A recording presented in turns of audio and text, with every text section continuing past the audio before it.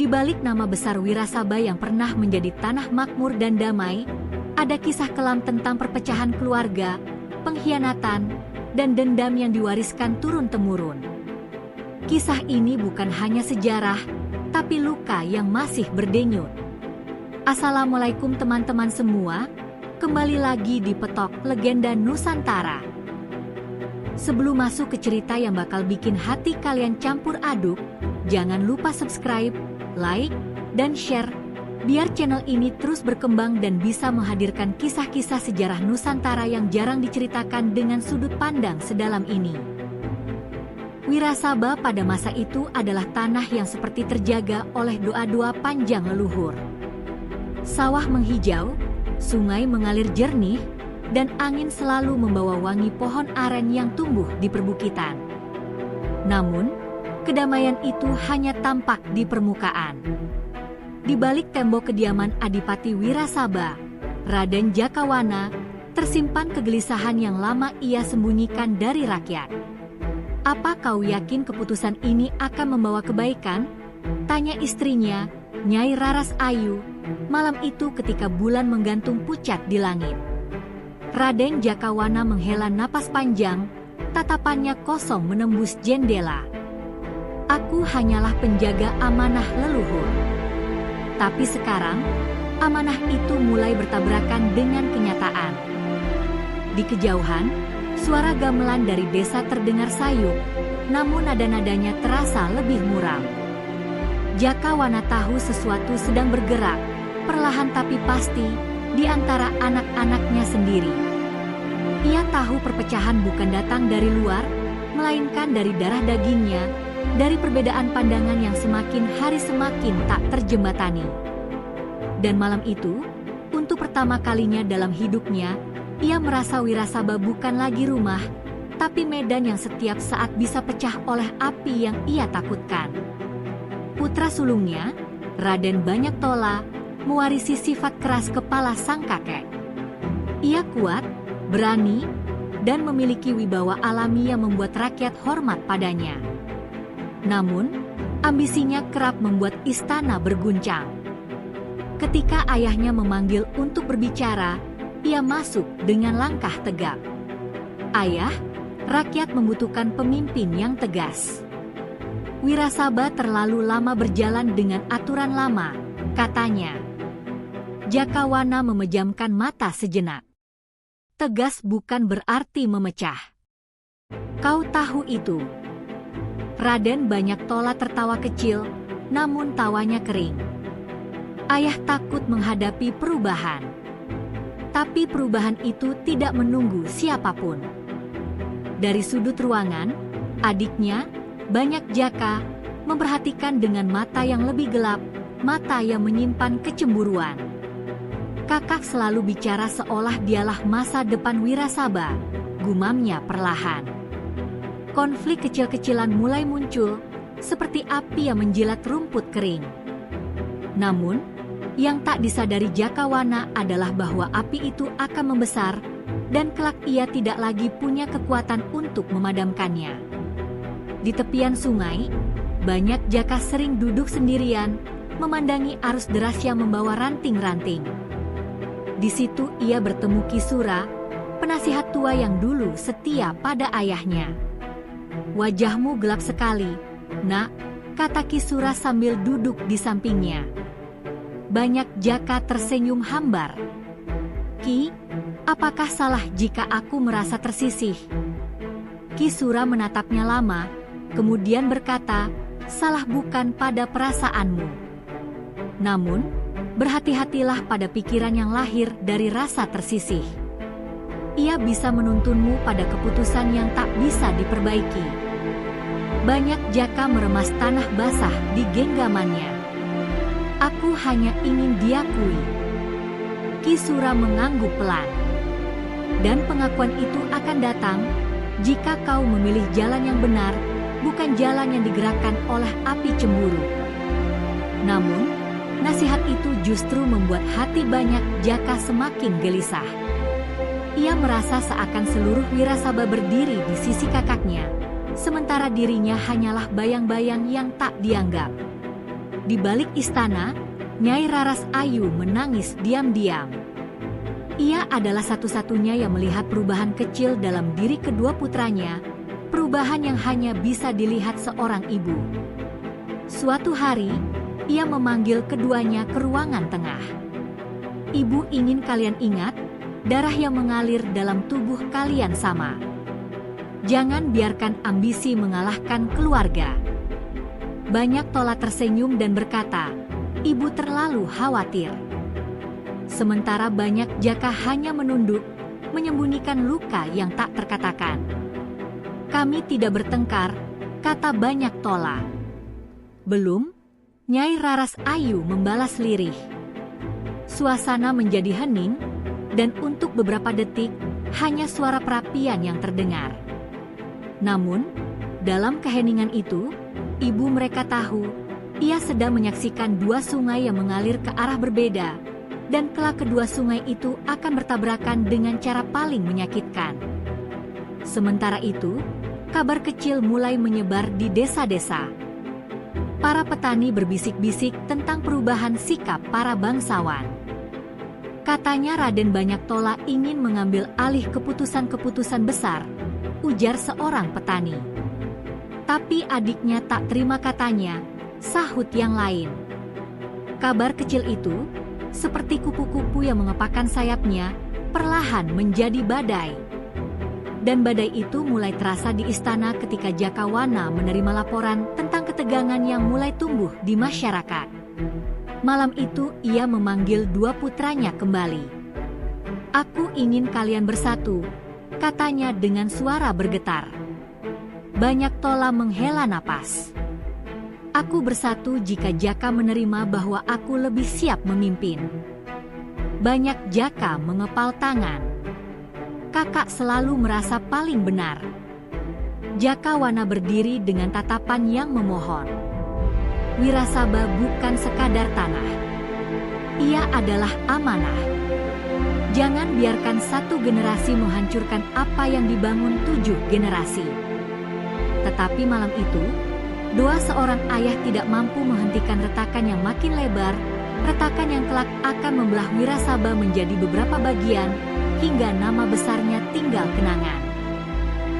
Pagi itu langit Wirasaba tampak biasa, tapi hati Raden Banyak Jaka penuh riuh yang tak bisa ia jelaskan. Ia baru saja kembali dari perjalanan melihat desa-desa bagian timur, dan yang ia temukan membuat dadanya sesak. "Ki, apakah benar rakyat lebih condong kepada kakakku?" tanya Banyak Jaka pada Ki Sura ketika mereka berjalan di pematang sawah. Ki Sura menatap padi yang hampir menguning. Rakyat melihat siapa yang paling sering hadir di tengah mereka. Banyak Tola sering turun membantu, itu yang mereka ingat. Kata-kata itu menusuk, seperti sembilu yang ditusukkan perlahan. Banyak Jaka menahan napas panjang, wajahnya menegang. "Jadi, aku tidak berarti apa-apa di mata mereka," gumamnya lirih. Ki Sura menggeleng. "Berarti, tentu. Tapi kau terlambat menunjukkan diri." Angin berembus, menggerakkan daun-daun padi. Namun bagi Banyak Jaka, hembusan itu terasa seperti bisikan yang mengatakan ia kalah sebelum bertanding.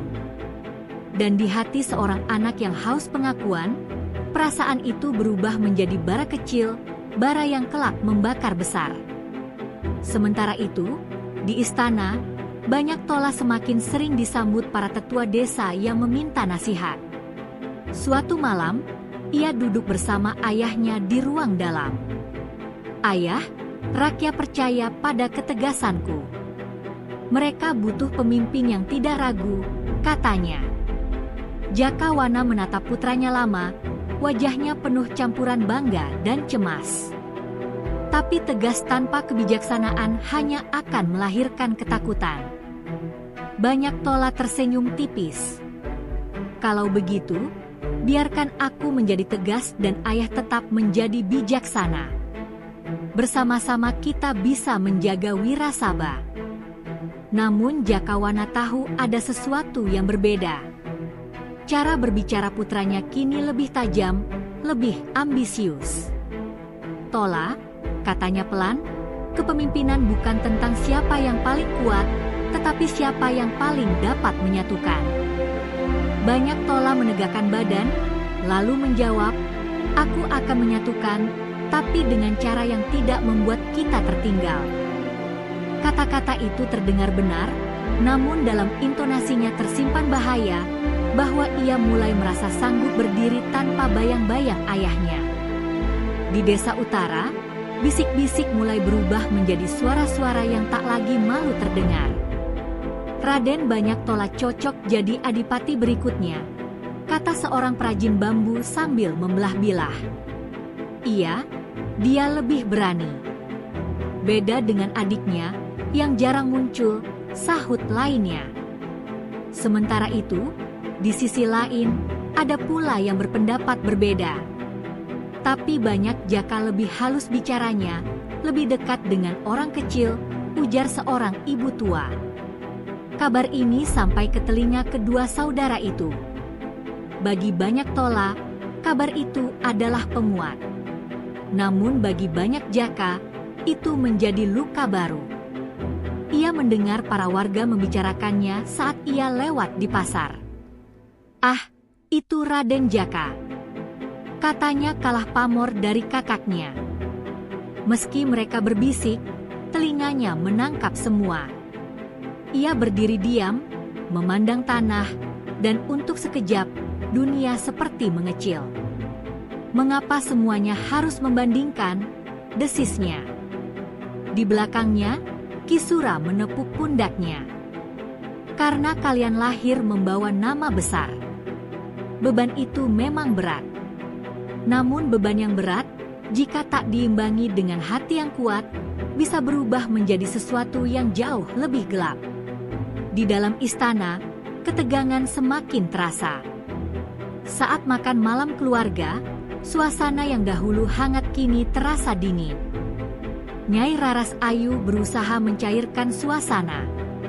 "Tola, Jaka, ibu membuat sayur favorit kalian." Namun Banyak Tola hanya menatap ke arah adiknya dan berkata, "Adikku belum tentu suka, Bu. Selera kita berbeda jauh." Ucapan itu terdengar sederhana, tetapi nadanya menusuk. Banyak Jaka membalas tajam, "Kalau kakak tahu selera semua orang, mengapa tidak sekalian memutuskan segalanya sendiri saja?" Sendok Jakawana terhenti di udara. "Cukup," katanya tegas. Tapi kata "cukup" itu telanjur datang terlambat. Dua pasang mata sudah saling menyalakan api, dan Nyai Raras Ayu hanya bisa menunduk, merasakan hatinya seperti ditarik dua arah oleh putra-putra yang sama-sama ia cintai. Makan malam itu berakhir tanpa tawa, tanpa cerita. Hanya sunyi, yang menandai bahwa rumah itu sedang retak di bagian paling dalamnya. Malam itu, setelah semuanya tidur, Jakawana berjalan sendirian di halaman belakang. Ia menatap langit malam yang penuh bintang dan berbisik, "Leluhur, tunjukkan jalanku." Namun jawabannya datang bukan dalam bentuk bisikan gaib, melainkan langkah seseorang yang mendekat. Banyak Jaka muncul dari balik lorong. "Ayah, apakah benar kakak akan menjadi penerus?" tanyanya. Suaranya terdengar rapuh. Jakawana menghela napas panjang. "Belum kupastikan apapun. Tapi keputusan itu akan dibuat dengan bijak."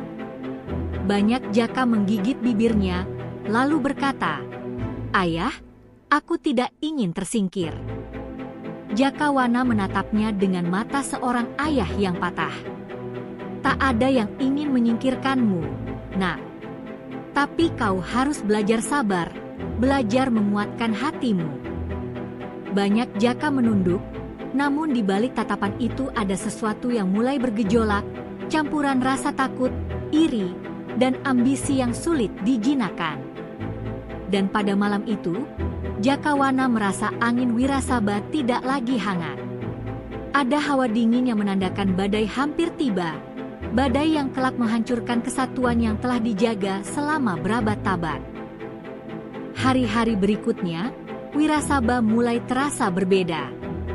Kalau dulu pasar selalu dipenuhi tawa para pedagang, kini terdengar bisik-bisik yang lebih mirip bara yang menunggu hembusan angin.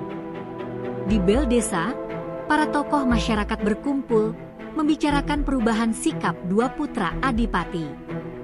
Banyak tola itu tegas, tapi terlalu cepat mengambil keputusan, kata seorang sesepuh sambil memijat dahinya. Sementara banyak jaka, anak itu terlihat rapuh, tapi pikirannya dalam, sahut yang lain. Ketidakpastian tentang siapa yang kelak memimpin membuat rakyat saling berselisih pendapat. Bahkan beberapa kelompok pemuda mulai menunjukkan keberpihakan diam-diam. Beberapa di antaranya mengaku mendukung Tola karena kekuatannya membawa rasa aman. Yang lain justru mengidolakan kehalusan hati Jaka. Suasana semakin memanas ketika seorang pemuda desa berkata lantang, lebih baik Wirasaba dipimpin orang yang berani, bukan sekadar baik. Kalimat itu menjadi percikan yang menyulut perdebatan keras. Di kejauhan, Kisura melihat semua itu dan menghela napas penuh kecemasan. Benar-benar mulai terbakar, bahkan sebelum pemimpin ditentukan, gumamnya lirih. Di dalam istana, suara langkah Raden Banyak Tola menggema keras. Ia baru saja bertemu para prajurit muda, memberi mereka pelatihan dan arahan seolah ia sudah menjadi pemimpin resmi Wirasaba. Ketika memasuki ruangan ayahnya, Jakawana bertanya dengan nada berat, "Tola, benarkah kau memerintahkan latihan tanpa persetujuan?" Banyak Tola menatap ayahnya tanpa gentar. Ayah terlalu lama mempertimbangkan segala hal. Wirasaba butuh kecepatan, bukan keraguan. Kalimat itu membuat dahi Jakawana mengernyit. Kau mulai lupa diri. Banyak Tola tersenyum tipis. Atau mungkin ayah yang lupa bahwa zaman telah berubah. Dalam percakapan itu, terselip satu kebenaran pahit. Banyak Tola tidak lagi menunggu amanah. Ia mulai mengambilnya sendiri. Jakawana merasa dadanya sesak. Ia menyadari bahwa putranya bukan hanya ingin memimpin, tapi menguasai. Dan ketika ambisi bertemu kekuatan, tidak ada yang lebih berbahaya selain seorang pemuda yang merasa sudah menjadi raja sebelum waktunya. Sementara itu, banyak Jaka semakin terisolasi dengan pikirannya. Ia sering menyendiri di lereng bukit dekat hutan, tempat ia bisa mendengar suaranya sendiri tanpa bayang-bayang kakaknya. Suatu sore, Nyai Raras Ayu mendekatinya. "Jaka, pulanglah. Kau tidak harus menyelesaikan semuanya sendirian," katanya lembut. Banyak Jaka memandang ibunya, matanya memerah menahan emosi. "Ibu, apa aku salah kalau ingin dihargai? Apa salah kalau aku tidak ingin hidup di bawah bayangannya terus?" Nyai Raras Ayu memegang wajah putranya. "Tidak ada yang salah dengan ingin dihargai. Tapi caramu mencarinya yang menentukan apakah kau akan menjadi pemimpin atau pecundang." Kata-kata itu menusuk, tapi dengan cara yang membuat hati Jaka bergetar. "Aku takut, Bu," bisiknya lirih. Takut kehilangan semuanya bahkan sebelum mendapat apapun.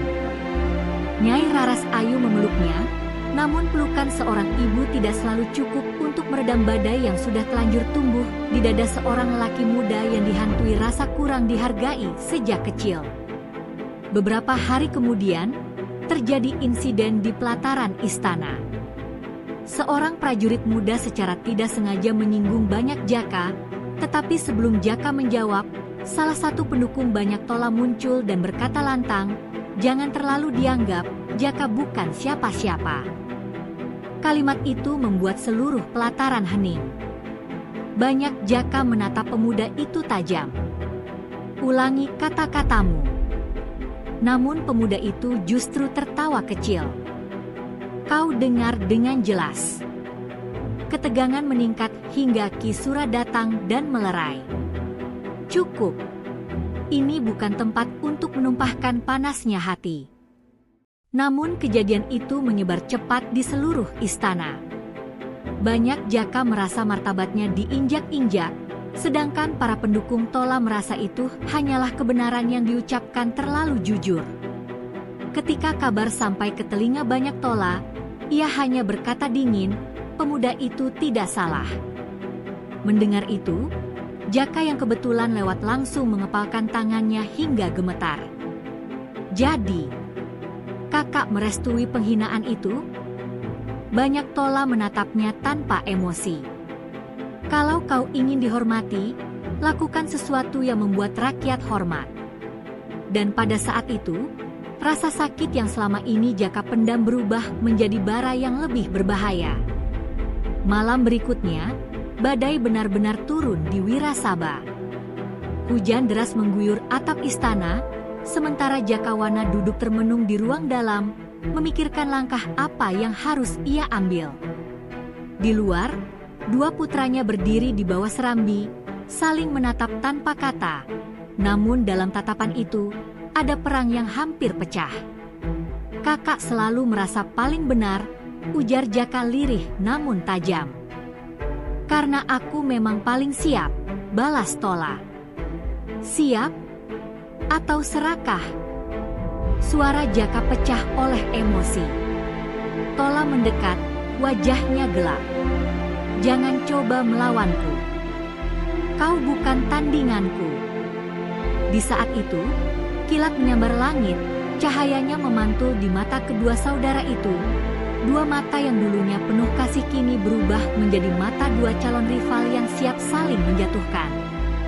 Nyai Raras Ayu melihat mereka dari kejauhan, tubuhnya gemetar. Ia tahu, malam itu adalah malam ketika hubungan dua saudara itu patah untuk selamanya. Dan ketika petir terakhir menyambar, ia tahu pula bahwa retakan di rumah itu sudah tidak bisa diperbaiki, karena ambisi telah berubah menjadi api. Pagi setelah badai, langit Wirasaba tampak bening, tetapi hati setiap orang di istana terasa mendung. Pasar ramai seperti biasa, namun ada ketegangan yang tidak terlihat namun bisa dirasakan. Di antara keramaian itu, para pemuda mulai mengelompok, membicarakan siapa yang lebih layak menjadi penerus Wirasaba. Beberapa duduk di warung kopi, berkata lantang, Raden Banyak Tolalah yang pantas. Dia kuat, dia tegas, dia pemimpin sejati. Namun di seberang jalan, kelompok lain menimpali, Tola terlalu keras. Wirasaba butuh pemimpin yang dekat dengan rakyat, seperti Raden Banyak Jaka. Suara-suara itu makin lama makin keras, seperti dua arus sungai yang memaksa bertabrakan.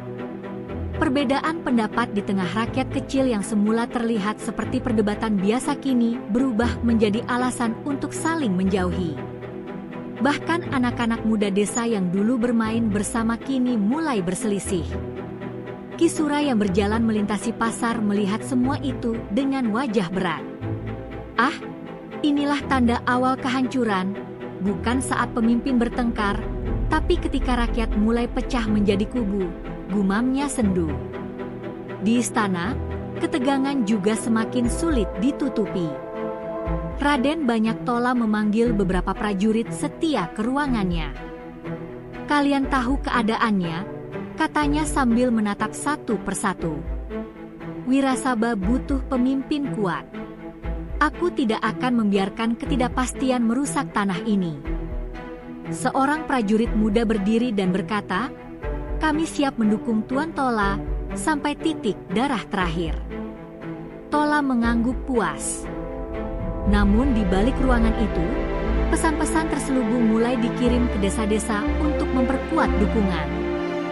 Di sisi lain, Banyak Jaka, meski lebih lembut, juga mulai didekati oleh tokoh-tokoh desa yang ingin menyeimbangkan kekuasaan Tola. Raden Jaka, kata seorang tetua, jika Tola dibiarkan sendiri, ia akan memimpin Wirasaba dengan tangan besi. Jaka terdiam, tetapi di hatinya terdengar bisikan baru, bahwa dirinya juga dibutuhkan. Aku tidak ingin memulai konflik, kata Jaka.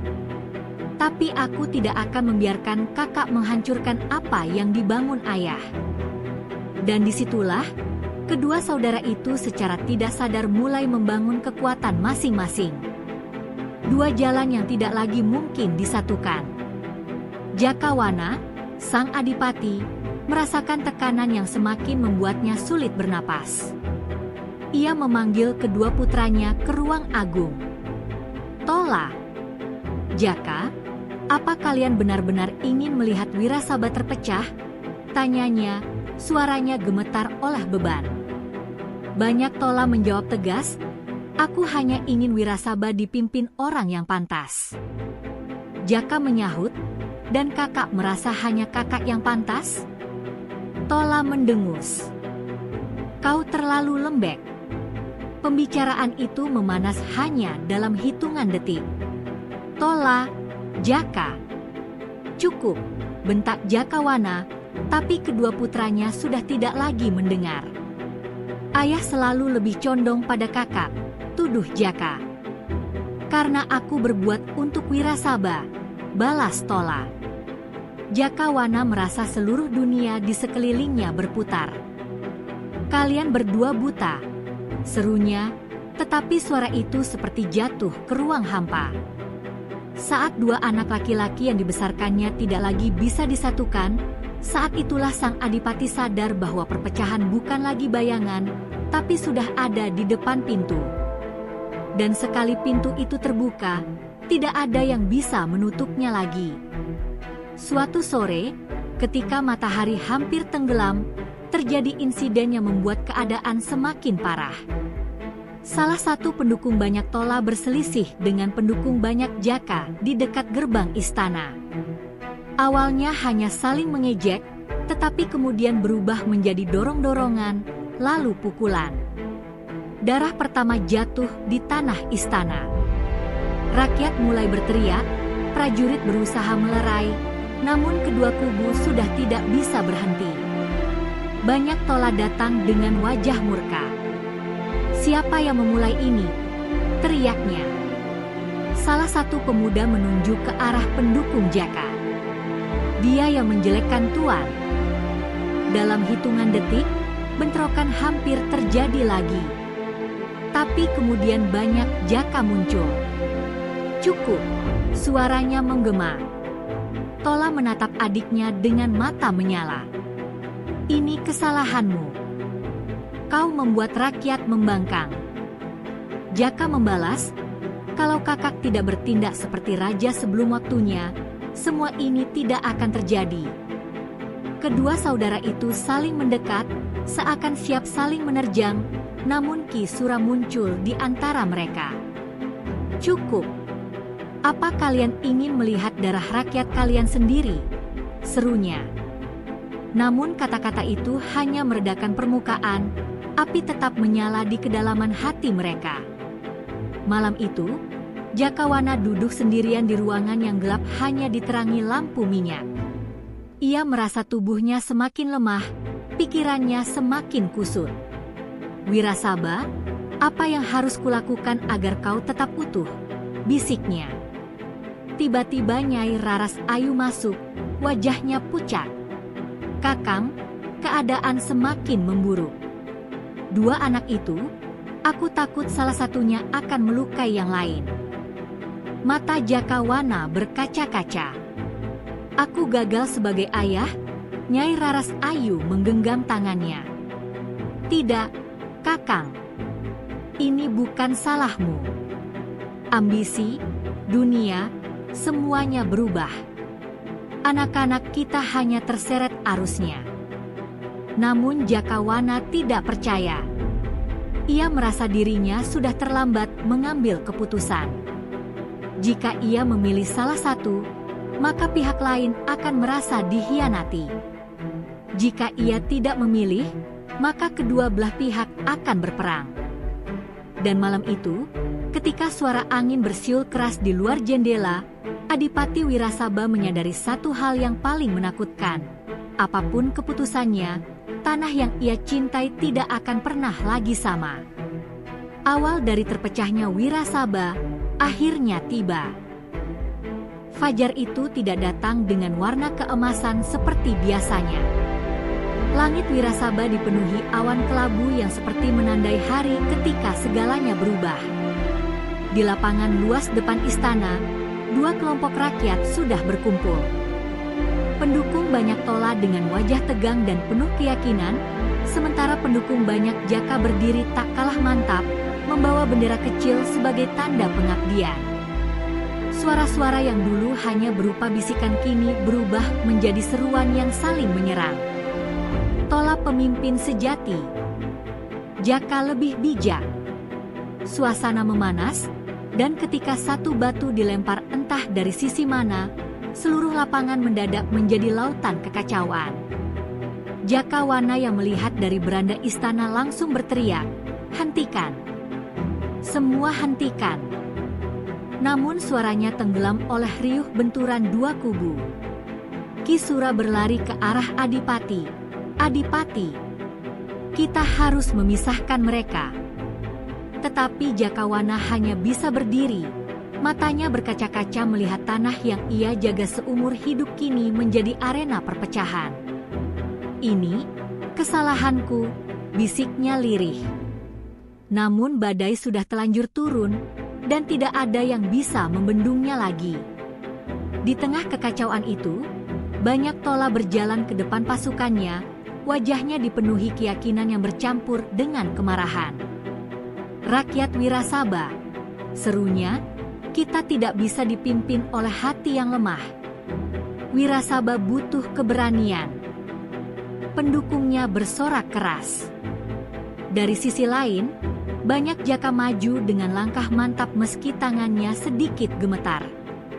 "Saudara-saudara, kita tidak sedang melawan musuh. Kita satu darah, satu tanah. Jangan biarkan ambisi memecah kita." Namun kata-kata itu justru membuat sebagian pendukung Tola menertawakan. "Lihat, bahkan pidatonya lembek," seru seorang pemuda. Tola menatap adiknya, tajam seperti mata elang. "Apa kau pikir kata-kata manis bisa menyatukan tanah ini?" Jaka membalas, "Yang menyatukan bukan kekuatan, tapi keadilan." Tola mendengus, keadilan tidak bisa dijaga tanpa ketegasan. Untuk pertama kalinya, dua saudara itu berdiri berhadapan bukan sebagai keluarga, tetapi sebagai pemimpin dua kekuatan yang berseberangan. Ketegangan itu seperti benang halus yang menunggu untuk putus, dan ketika putus, tidak ada yang bisa menyambungkannya lagi. Teriakan rakyat makin keras, dan prajurit mulai menahan pendukung yang saling dorong. Kisura berusaha menghalangi Tola mendekatkan diri pada Jaka. "Tuan Tola, jangan masuk ke tengah kerumunan. Ini berbahaya." Namun Tola mendorongnya. "Aku tidak takut." Di sisi lain, beberapa orang tua desa menarik Jaka, memohon, "Jangan ikut campur lebih jauh, Raden. Kami tidak ingin Anda terluka." Tetapi Jaka menepis tangan mereka. "Ini urusanku." Keduanya maju, semakin dekat, hingga tinggal beberapa langkah saja. "Kakak, hentikan ini sebelum terlambat," kata Jaka dengan suara bergetar. "Kau yang harus berhenti," balas Tola. "Karena kau yang membuat mereka berani melawanku." Ketika Jaka hendak menjawab, tiba-tiba suara tusukan terdengar dari sisi kerumunan. Seorang pendukung Tola jatuh bersimbah darah. Tidak jelas siapa pelakunya, tapi jeritan langsung menggema. "Mereka menyerang kami," seru kelompok Tola. "Tidak. Kalian yang mulai," sahut kubu Jaka. Dalam sekejap, bentrokan pecah lebih besar. Teriakan, tangis, dan suara senjata memenuhi udara. Kedua saudara itu terpaku sejenak, menyaksikan rakyat mereka sendiri saling melukai. Dan dalam tatapan itu, ada sesal yang terlambat muncul. Jakawana yang melihat kekacauan itu jatuh berlutut, memegangi dadanya. "Wirasaba, tanahku, anak-anakku," Napasnya berat, tubuhnya lunglai. Nyai Raras Ayu berlari memeganginya. "Kakang, Kakang bertahanlah." Namun wajah Jakawana pucat, pandangannya kabur. "Ini kesalahan yang harus kubayar." Setelah itu, tubuhnya roboh. Jeritan Nyai Raras Ayu menggema di seluruh pelataran. Ki Sura mendengar teriakan itu dan langsung berlari. "Adipati!" Tapi semuanya terlambat. Jakawana mengembuskan napas terakhirnya pada detik yang sama ketika kerusuhan mencapai puncaknya. Kabar itu menyebar seperti angin. Adipati wafat. Teriakan itu menghentikan kerumunan hanya sekejap, tapi kemudian berubah menjadi seruan saling menyalahkan. "Ini salah Tola." "Tidak, ini salah Jaka." Dua bersaudara itu mendengar dan terpaku. Wajah Tola memucat, Jaka hampir pingsan. "Ayah," bisik Tola, suaranya patah. "Ayah," Jaka jatuh berlutut. Namun justru kepergian ayah mereka menjadi pemisah terakhir. Tanpa ada penahan, dua kubu benar-benar pecah, dan perpecahan Wirasaba menjadi kenyataan yang tidak bisa dihentikan lagi. Hari itu, ketika matahari tenggelam, Wirasaba tidak lagi sama. Desa-desa mulai mengibarkan tanda dukungan kepada salah satu putra adipati. Prajurit terbagi menjadi dua. Keluarga-keluarga terpecah, sahabat menjadi musuh, dan rakyat terbelah oleh pilihan yang mereka buat. Banyak Tola membawa pengikutnya menuju wilayah barat untuk membangun kekuasaan sendiri, sementara banyak Jaka memilih pergi ke wilayah timur agar tidak terjadi pertumpahan darah lebih besar. Ki Sura hanya bisa berdiri di tengah lapangan yang berlumur tanah dan darah, memandangi dua saudara itu pergi ke arah berlawanan. "Inikah akhir dari Wirasaba yang dulu ku kenal?" gumamnya lirih. Angin sore bertiup pelan, membawa debu dan tangis rakyat yang belum sepenuhnya mereda. Nyai Raras Ayu menangis di samping jenazah suaminya, hatinya hancur karena kehilangan suami, dan dua anak yang tidak lagi bisa disatukan. Dan demikianlah, pada hari itu, Wirasaba resmi terpecah, bukan oleh musuh, bukan oleh penjajah, tetapi oleh ambisi, luka, dan pertentangan antara darah daging sendiri. Sebuah kisah pahit yang akan dikenang generasi demi generasi sebagai pelajaran tentang betapa rapuhnya sebuah kerajaan ketika cinta berubah menjadi persaingan. Sahabat cerita sejarah, akhirnya kita sampai juga di penghujung kisah tentang terpecahnya Wirasaba. Sebuah babak pahit yang tidak hanya merenggut kekuasaan suatu kadipaten, tetapi juga menghancurkan keindahan hubungan keluarga yang mestinya saling menjaga. Dari perebutan wewenang, intrik kekuasaan, hingga keputusan-keputusan yang terpaksa diambil demi bertahan, semuanya mengajarkan kita satu hal. Bahwa kehormatan tanpa persatuan hanyalah bara yang siap membakar rumah sendiri. Wirasaba mungkin terpecah, tapi dari pecahan itulah lahir sejarah baru. Lahir tokoh-tokoh yang kelak membawa perubahan besar di tanah Jawa. Semoga dari kisah ini, kita bisa mengambil hikmah.